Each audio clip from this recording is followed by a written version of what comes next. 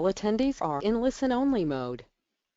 Hello and welcome to our webinar today on pro link building hacks and featured news. I'm Chad Hill and I'm joined by our team in Rochester, New York, Adam Stetzer, co-founder and president, and the rest of our team in Rochester. Yeah, hey Chad, it's great to be here. We're in the conference room in Rochester, and it was also our Worksgiving today, so there actually is a full spread of food in front of us, and we've been having an exciting day here at HubShout, but we're really ready to hear about these hacks and excited to be here. Awesome.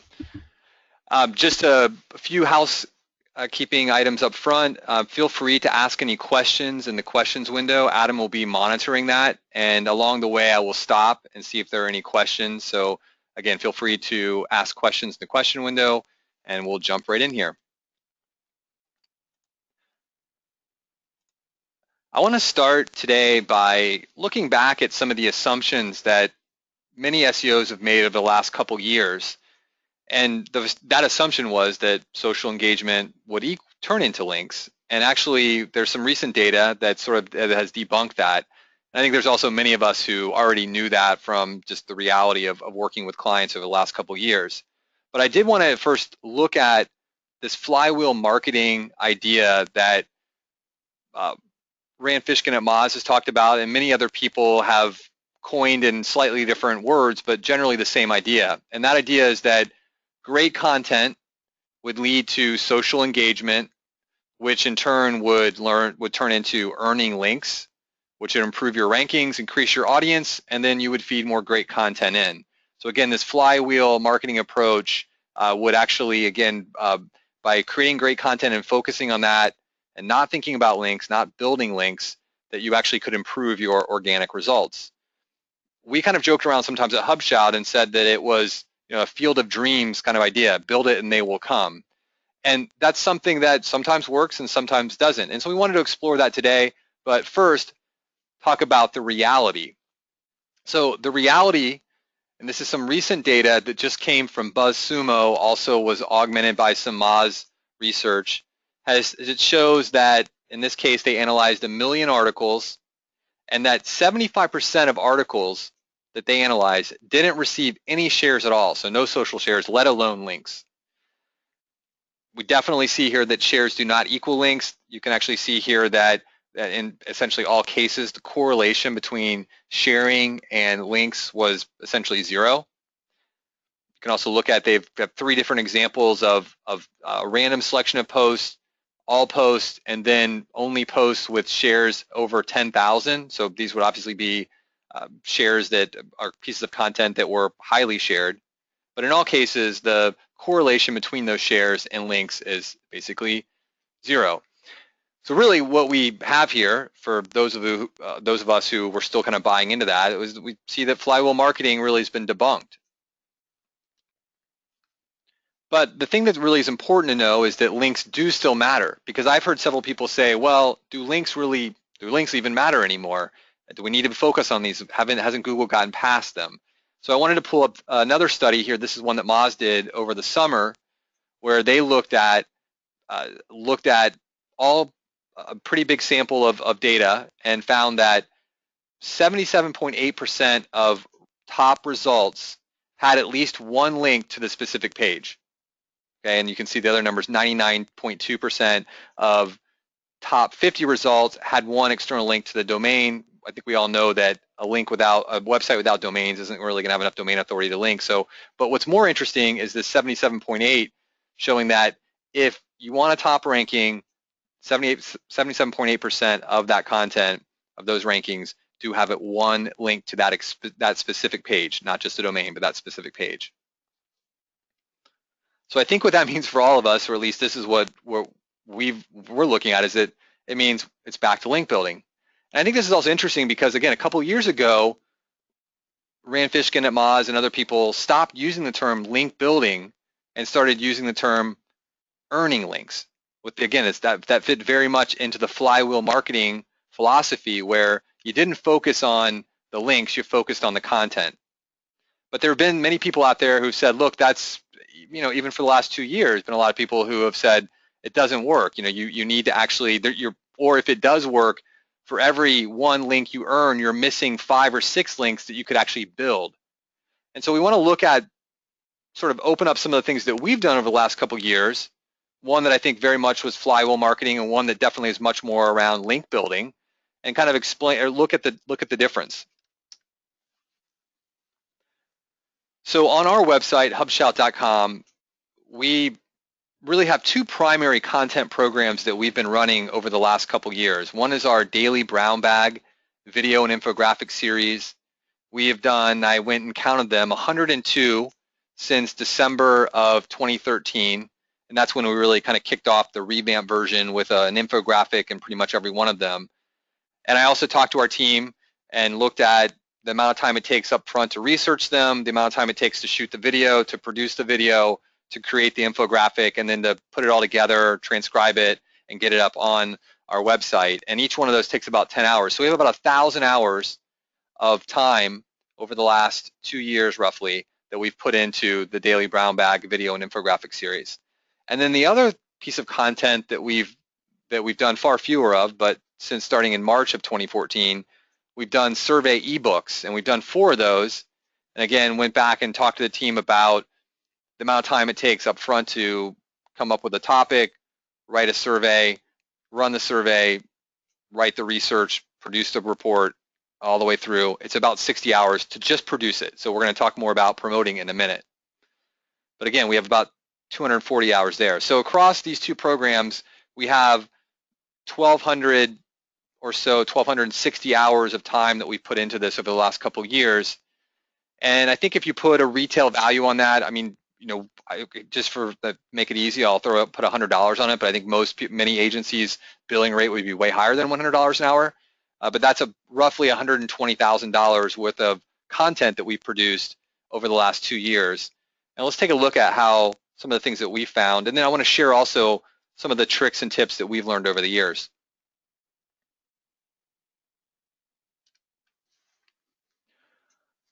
So again, our daily brown bag content, the way that we produce that is that we would find some piece of news in the search industry, could have been a study, could have just been an interesting, controversial piece, and we would put together some statistics, research some background.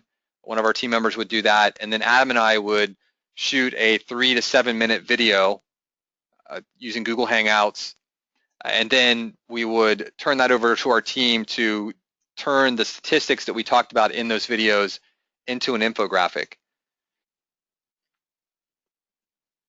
Once that was complete, we would then post it on our website, and our promotion on this was pretty light. We would basically use social media promotion, and we did 2 things. We would have our HubShout accounts on Twitter, Facebook, Pinterest, and LinkedIn, and we would promote that to the audiences we had there. And then we would also have our team, through a task, we would ask our entire team to help us spread and share that content. And what I did is I went back and I ran all the 102 or so daily brown bags through Ahrefs and pulled back what the links that they collected or they showed for those pages, as well as the tweets. Unfortunately, the Facebook and Google Plus shares, there was some kind of weirdness in the data, so I did not report on those. But the median that we saw on the daily brown bags was about 25 tweets and 1 link. And the reality is, when you look at these links, some of the links were scraper sites that were, you know, essentially republishing the content that was already there and linking it to us. So some of these links are better than others, but on average, we're getting 1 link for every one of these. Now, I want to then talk about our survey ebook, which again was a more involved project because we did a lot more upfront research and writing, both prior to the survey and then after the survey. We had a third-party survey cost, so we would go out. We used Ask Your Target Market. There are many other panel-based survey research providers. So Google has one. I believe that SurveyMonkey has one now as well. So there are ways to go out and use existing panels to ask your questions to, and that's especially good if you're asking more of a general consumer question. In this particular ebook I have a picture of over here on the right, the online marketing trends. This one was a little bit more difficult. We actually had to find agencies, so we used some other tools. We used some email lists that we had, as well as trying to get other agencies to help us get people to respond to the survey. The promotion was significantly more in this case because in addition to the promotion we would do for the promotion that we would normally do for a brown bag, we would also do a lot more outreach to direct outreach to other people that had followed us on Twitter, and maybe even some looking for some other people to try to outreach to get them to be aware of our content. We also did more paid content promotion, both on Twitter and a lot on LinkedIn. We found LinkedIn to be a fairly good way to get people interested in ebook content, especially with statistics. And then, most importantly, when it comes to link building, the outreach. So we would go and research websites that had covered similar topics, build lists, find email addresses, and also social media accounts, and then do our best to pitch those media outlets, those blog sites, to let them know about our content and try to get them to link back to us. Now, again, I ran this. There's only 4, a much smaller sample, but you can see here that we had more tweets, 124 tweets, and we had 11 links was the mean. So we had more links there. I wanted to specifically talk about one of the case studies that we did with our mobile search stats ebook. This is one of our most recent ebooks that we did. This went out in September, and I had the person on the marketing team who handled a lot of the outreach go back and look at her time that she spent on this, and we spent about 90 hours, and 30 of those hours went into just a lot of spreadsheet building and looking for building lists of contacts and websites and web pages that would be potentially have covered or talked about mobile search statistics, and then has spent roughly double that, 60 hours on composing emails, tweets, engaging with people, writing emails, and so we've got a total of 90 hours into this. We to date, and this is again the shelf life of a ebook we found to be about 6 to 7 months. So we're probably at this point just really halfway, maybe not even quite halfway through the shelf life of this ebook. So to date, we've had 100 downloads of this, 174 people outside of our immediate network have tweeted and retweeted about this. We've had 10 links that were ones that we verified. And again, we're still promoting this one. So I think the big kind of takeaway here is that this is expensive. I mean, you can, again, take the hours and take your billable rate and divide it by the output, whether it's number of lists you contacted or it's number of links secured, whatever that is, whatever the numerator and denominator of that, it's going to be very expensive. And what we found over time is that the reality is that most small businesses can't really can't afford it, or the variability of this, because this is just one example. We have other examples that maybe haven't gone as well or have gone a lot better. And so the reality is that so much of the success of these programs really comes down to, do you hit the right nerve at the right time? We did one on retargeting. I think it was our first ebook we launched. That was kind of a flop because we researched retargeting after it was sort of out of the media, so many people didn't really talk about it. I think we had 2 really solid ones that have already gone through their shelf life. We did one on native advertising. That one was kind of hit right at the right time. A lot of people were talking about it. And we also did one earlier this year on mobile, on basically looking at small business agencies and the state of the small business marketing agency and how that looked. And that one also picked up, did very well. I want to share some of the tips and hacks that we've found over time, sort of the ahas that as we've gone through this, we've seen that work better, that we've incorporated into our pitch. So the first one I want to start with is the content. And whether you listen to, again, I'm using Rand Fishkin a lot here, but his idea of creating 30 times better content, or the guys at Backlinko talking about skyscrapers. I mean, there's a lot of people that talk about it, but it all really does come down to that if you don't have good content, then really, regardless of how much effort you put into it, the chances of getting links is very low. And we've made the mistake of this in the past where we've worked with clients. This is all HubShout work that we've done, direct for ourselves, but we've made the mistake in the past of actually accepting work from clients who wanted us to help them promote in more of a custom outreach manner their websites. And we just said, hey, look, we'll just run our playbook. But the reality is that the content they had wasn't really up to snuff. And so we started a project that ultimately was we delivered in terms of number of pitches and various other metrics that we were able to talk about. But in terms of links and engagement, it just wasn't there because the content wasn't good. So up front, look for keywords and headlines for your story before you run the survey. I think the second one is, in addition to the ebook download, write a keyword-rich on-site post. And this is a mistake we made. We focused too much early on just having a landing page looking for it to be lead gen. And we're going to talk about this in a minute. But what would end up happening is we wouldn't really have any of the statistics on that page. It was just a basic ebook download page. And so people would not link to the page. They might download it. But we actually had people linking, we'll show you in a minute, linking to a press release where we talk more about the statistics. So later on, we learned that we want to get most of the facts in the actual page, the landing page where someone would download the book, as well as still giving them the option to download the more highly formatted, custom-looking PDF download. But doing both is really important to both get leads, but also to try to get links.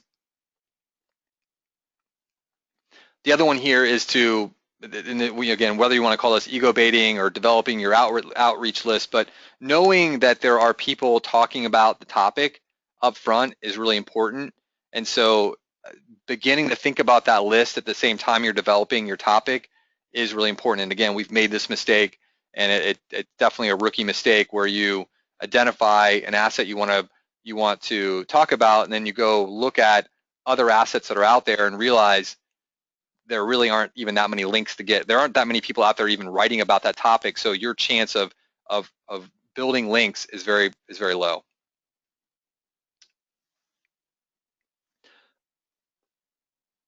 So another one, and this one again is obvious, but you really want to make sure that you pitch to a website that has content related to your topic.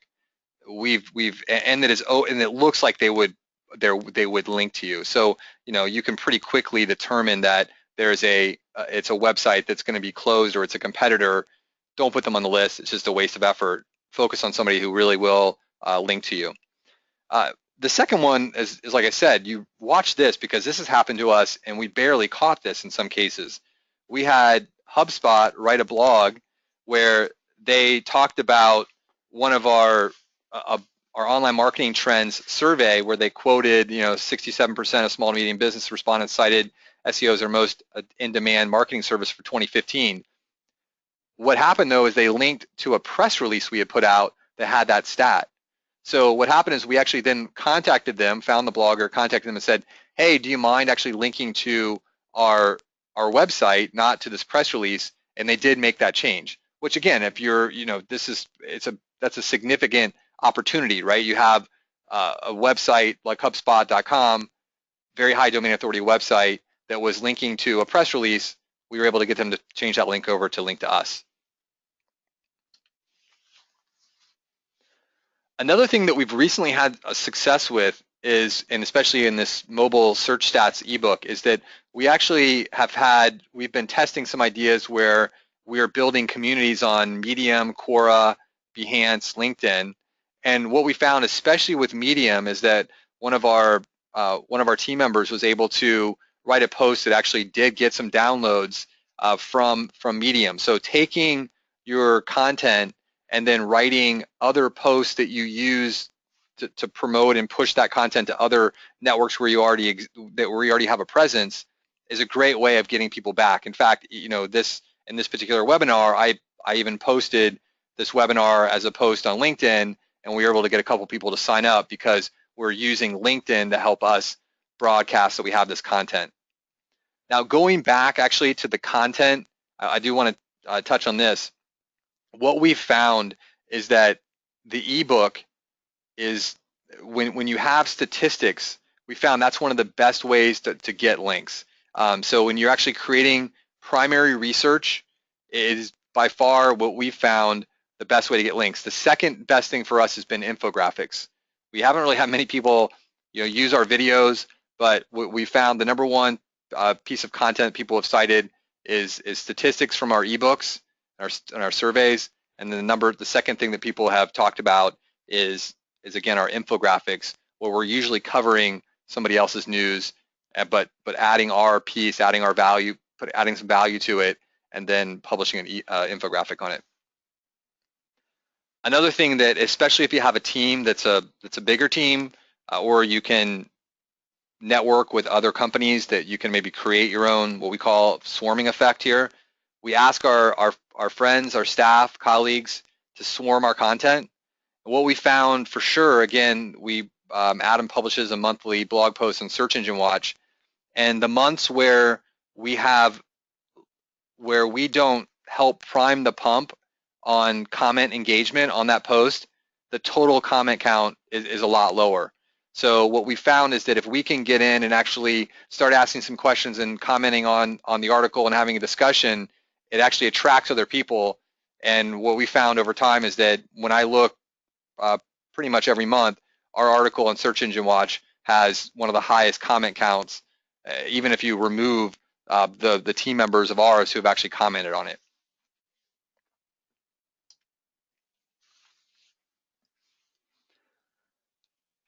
So I mentioned this already, that content is definitely expensive. And again, if you take the budget that we've spent on this content and you divide it by the number of hours we put into it, it would absolutely be expensive. If you have a client that can afford it, again, we highly recommend these types of content marketing approaches. But one of the things that we wanted to show you is something new that we've been working on.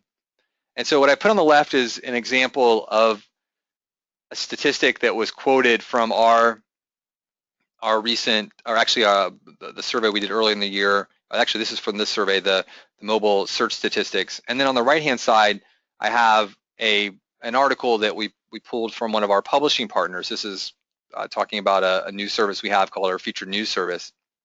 And as we've studied what's worked for us, but understood the challenge of the cost and how most of the clients we work with cannot afford the investment that we've made, what we found was that, like, in many cases, the links we were building and earning and getting from these, especially the surveys we were doing, typically related around the statistics and the facts that we were including. So what we started doing is, now when we write blog posts for our clients' content, we actually, what we do is we actually include research. We pre-research it. We come up with research and facts that we include in those blog posts, and then we actually remember which facts and statistics we have used on a client blog post.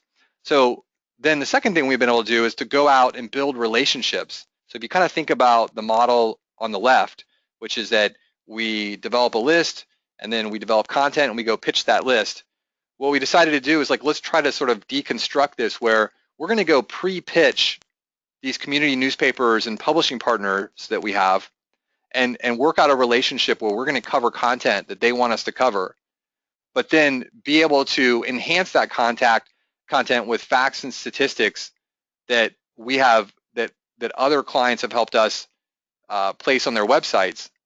It allows us to create a much more streamlined way of essentially getting the same end result, which is earning a backlink or building a backlink to our client's website using facts and statistics.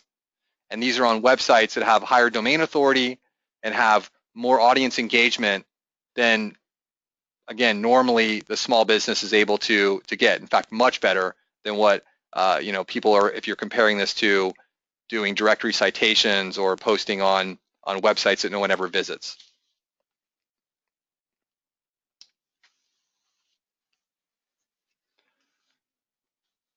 So again, the featured news product here, I wanted just to cover a few more points. As I mentioned, the key thing here is that what the asset and the way we've been able to enable this and the benefit that it ultimately brings to the small business client is that we're able to take those facts and statistics that we're using when we're writing on-site content for the client and save those in a database that then becomes searchable by our writing team when they're out writing content for stories, covering stories for our publishing partners. One of the cool things about this, we've been really spending a lot of time on this recently because we really see this as the direction forward in 2016, is that we've actually initiated something we call Project Newsroom, where we've been able to now, we can cover a story from idea to getting it posted on the publishing partner's website within 60 minutes.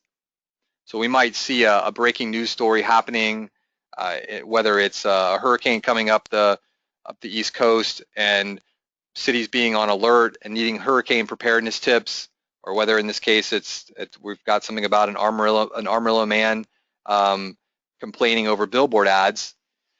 We're able to get these stories from idea all the way through writing and posting on our publishing partner's website within 60 minutes. And the really cool thing is that this is really the publishing partners we're able to find this is actually working really well. We've been able to just in the last 30 days bring on board 4 new publishing partners. And so this is something, again, we see that when you kind of compare what HubShout does for its own marketing and the cost for that compared to this approach, it's something that, again, is very much more affordable for the smaller business. And Adam, I'm going to stop there. I realized I ran through a lot of this. Were there any questions that we should cover before we get too much further here? Yeah, there's a good question, a couple back and forth I've been having in the chat window, and I appreciate you folks sharing your comments with me, but there is a little confusion, Chad, about when you get one of these placements in a small newspaper, will that be a traffic source? So does it serve as sort of advertising? Because I've gotten a few of those questions, will people really follow those links? And so I think there's some confusion between what's an advertisement and a traffic source versus what is high quality content marketing. And we do track the views of that, but views of the story versus source of traffic to your website. Can you help articulate that? It's a great question. I think that there will be some traffic, but I don't know if that's the primary objective of that. I mean, if the fact that we quoted was compelling enough, someone might click through to read, just like you would in any other story. I read, the New York Times all the time. There are many cases where there are hyperlinks in a story, and I know I could go to that link and read more about it, or I can just kind of continue on down the story. So I think it's going to be the same. Probably more likely, I would not really be positioning it with your client as a big traffic driver. It does ultimately have more of a way. It's citing a fact or a statistic that's on your website. Great, yeah, and related, someone said, well, if nobody clicks on it, how is it helping? And I think I can take that one. It's sort of a different topic of covering how SEO works and the importance of citations and backlinks. And so I'll probably defer that one. You should come to our 4 p.m. Q&A. We can spend significant time on that. I know all our folks get trained on that extensively as part of their training here at HubShout, but it's really important. Right, and remember, go back to that. I think this is one of those things where we've been talking, and we have a number of clients who are HubSpot inbound marketing. They run kind of the HubSpot inbound marketing playbook where there's a lot of on-site content created, and there's a little bit of a kind of throw a lot of stuff against the wall and something will stick. If you go back to the earlier slides that we had where 77.6, I may be misquoting that, but it was somewhere in the high 70s % of top rankings have at least one link to that specific page, then one of the things that's really interesting with this approach is that if you think about all this content you're creating as part of an inbound marketing playbook, if you're not promoting that content, and yes, I think a lot of the HubSpot premise was built on the idea that of the flywheel marketing, right? Share it socially, that'll get the links, which will help the SEO. But if that's really been debunked, then I think you do have to think about all this content you're creating. If it doesn't have links, it's a lot harder for that content to get a top position what can you do? What's one way you can actually, what can you do to get a few links to it, or one link even? And I think the fact database, what we've built here with featured news, is a very interesting solution, and maybe plugging into an inbound marketing playbook where you're actually able to say, the amount of content we're creating, this throw a lot of stuff against the wall, maybe isn't exactly the right strategy. Maybe it is, maybe it isn't. I mean, one of the things we've definitely found is that early on in our content marketing experience, we've spent probably 70%, maybe 80% of our time on creating the content and 20% on promoting it. And now we've actually learned it's the other way around. Spend 25, 30% of your time on the content and 70% of the time on promoting it. Well, what does that mean? It means you're definitely going to be producing less content, because you can't, or you're going to spend a lot more money. But in most cases, it means you're going to be spending less, you're going to be doing less content, but you need to spend more time promoting that content. So I don't know, Adam, that's probably a good add-on to that as well.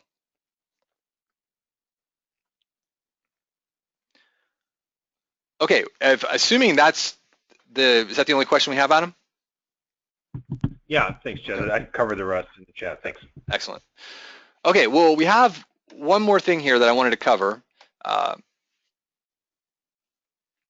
have a little graphic we put together just to explain again how this featured news process works.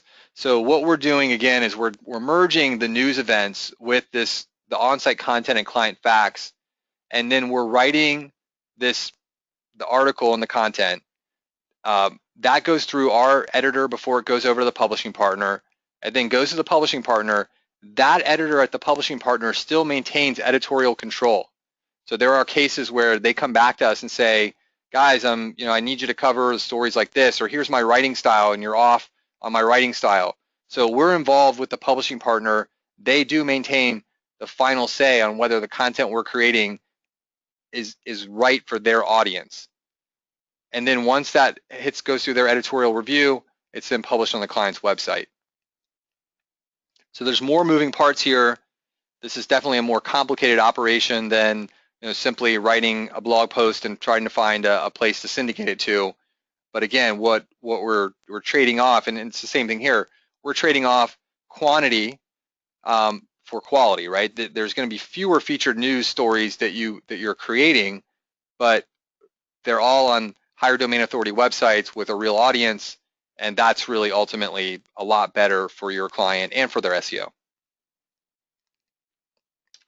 Now, the final thing that we have here is just want to talk about training, because for those people who are already HubShout resellers and may actually have clients who are getting featured news, we're pretty sure some people are pretty familiar with this and love it, and we have other people who aren't as familiar with it. So we've done two things. The first thing is that we sent out a video in last month's newsletter that had a great video that we put together that explains this process. I highly recommend that all of you take a look at this. We'll be sharing these slides after the webinar, so feel free to watch this at your convenience in the email that we send out. And the other thing we're going to be doing is we are finalizing a featured news sell sheet that will be placed on the HubShout website the week after, basically around the first week of December, so the week after next. And that will be another white labeled asset that you'll be able to download, put your logo on, and if your clients do have questions, or you're trying to show differentiation between maybe if they have a couple of proposals in front of them, show them the featured news service and how that works. Again, I think this is something that nobody else is doing, and it's something that nobody else is certainly doing for the small business market, and we think it's a very powerful opportunity. Again, whether you're a small local business or whether you're a bigger inbound marketing client that's doing lots and lots of blog content but not doing a lot of promotion of that blog content, at least in a link building capacity, I think this is a really good option for those. So if there are any other questions, feel free to ask them now. That's the primary part of my presentation for today. If you have any questions about the content promotion that we've run, or any tips or tricks or things you've run into when you're doing your own content marketing, be happy to discuss those with, I could answer questions, or Adam, or anyone else in our conference room there. Well, as I said, it was work giving at HubShout today, so everybody's a little sleepy after a huge meal. But I will tell you, the stuff that these guys cooked up was pretty freaking amazing. The monkey bread and Alyssa's taco dip was my absolute favorite, but I'm sure there are many favorites in the room. Nice job, guys. But I do have a couple comments for you, Chad. Someone said, is this a new service that I have to now add on, or is this part of the things you're currently offering? Yeah, it's a great question. I mean, if you look at our pricing plans, most of the higher plans have the featured news service built in. So it's something that we've had in our programs for quite some time now. I think the main thing is we're seeing the results from it, and we want to make sure that everyone understands that this is something that really is different and knows how to both position it when they're talking to new clients, as well as making sure that when they're in calls with clients and talking about results and things that are happening, that they're able to really properly position what's going on here. All right, great. Another question was, will the old plans, the more traditional SEO plans, get phased out with your new emphasis on featured news, or will you continue to offer both? It's a great question. I don't have a definite answer on that. I think there are some places where it's, any backlink profile, you want to have diversity in the backlink profile, both in terms of how people are linking, where people are linking from, and so I don't know if how that'll work. What we do have today is we do have the option for people who are only interested in featured news or some of the other news-like services that we've rolled out in the last year, that you can get our news plans, and then our more traditional just SEO only, our SEO plans have featured news, and at some point we may phase those out, but not right now. All right, and then here's a question for you, Chad. So if we don't have time or the capability to write high-quality content, promote it, are you saying we're wasting our time just doing blogging based on what you've covered? Well, I think that that's a great question. I mean, I think you it comes back to it comes back to some of the averages we looked at before. I think that ideally you want to create great, compelling content. We think that the content that we're delivering for blog content is important because it has some of the keywords that you're looking for in your market. But I think the more you can push quality, the better. There's no doubt. Yeah, I guess I might have a stronger position on that one, Chad. I feel like if you are not ready financially or as a consultant to your client to give your client the tough truth that you must promote content, then you actually are wasting your time writing a blog. I mean, seriously, if you said you got to do 30% content creation and 70% promotion, and we think we've figured out the absolute best, most cost-effective way to get that promotion, to get those facts into our fact database. So as our writers are being asked to write stories for small community newspapers, they have a good fit, they pass editorial review on all ends, and you get that placement. But if you're not, that's very cost-effective. We're very excited about it. But if you're not even willing to do that, and we know we've gone the other route, Chad, we've tried the custom PR person route. We've tried having our folks do outreach. As you showed in this earlier data, it's very, very expensive. I think you got to be ready to see it all the way through to make sure that small business client, we all know these Main Street customers have very tight budgets. We don't want to send them down the path unless we're going to make the phone ring. So I think I'd probably take a slightly stronger position on that. Then another one for you, Chad, probably the last one is, where can we get that YouTube link? Is that available on your website if we want to see the process at HubShout in more depth? I will post this as part of the webinar. I believe it's also up on our blog, but I am not 100% sure. So I will absolutely under tomorrow when we post this this website, or this webinar under resources webinars, it'll be in that first post that's on there. And if anyone else knows the answer or can look really quickly on our website, they can shout it out. But it may also be on another blog post as well. In fact, I'm pretty sure we put a blog post up yesterday about that, or this week about it. So we could take a look real quick. Any other questions, Adam? No, that wraps them up, Chad. Thanks very much. Yeah, let me just look. I'm pretty sure we've got one right here. Second post, go inside HubShout's newsroom, watch featured news in the making. There they are. So available for you to review right now.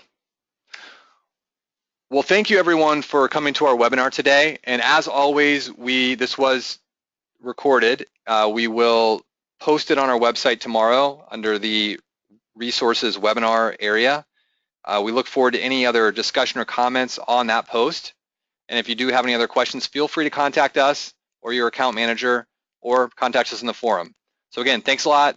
Have a great Thanksgiving, and we'll talk to you again in December. Yeah, thanks everybody. Have a good afternoon.